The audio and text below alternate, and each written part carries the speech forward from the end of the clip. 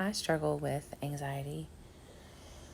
As a result of struggling with anxiety my whole life, I have learned to be a control freak, right? If I can just control the situations around me, the anxiety will be less. The things that cause anxiety will be less, right? Because I'm in control. But this year has been a year where God has sort of beat me over the head with this idea that I really am not in control of anything. And in fact, that trying to stay in control of everything is a sin that's hurting me and it's hurting the people I love most. And it's a hard thing to let go of.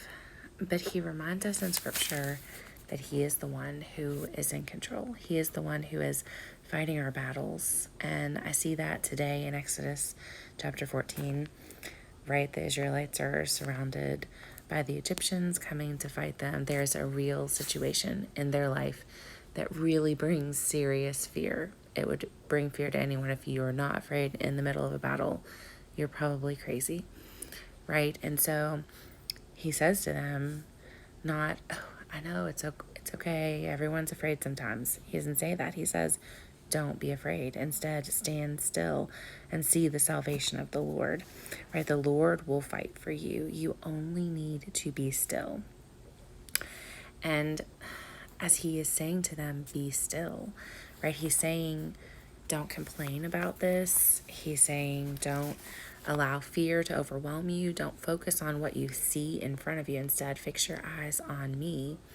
Trust that I have been faithful and I will get you through this, that I am capable of fighting this for you. Something interesting in Matthew Henry's commentary, he says that when the fighting is situational, that God brought the trial, we can trust that God will bring the deliverance.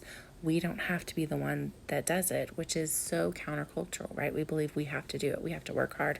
We have to be the ones fighting and doing all the things. But Paul says over and over and over that God will fight for us, right? And so when he says be still, he's saying don't try to fight this to save yourself. Don't try to run away or find your own means of escape. Instead, trust the Lord. Stop making a plan B. Stop trying to control all the pieces all around you and believe that God will bring the deliverance. That's the lesson he's teaching me today. And I don't know where that finds you, but when we're talking about being still, he still is telling us to do some things, right? They still had to walk through the Red Sea. There was still action there, but their minds and their hearts were still and fixed on him instead of focusing on the impossible situation in front of them. That's being still.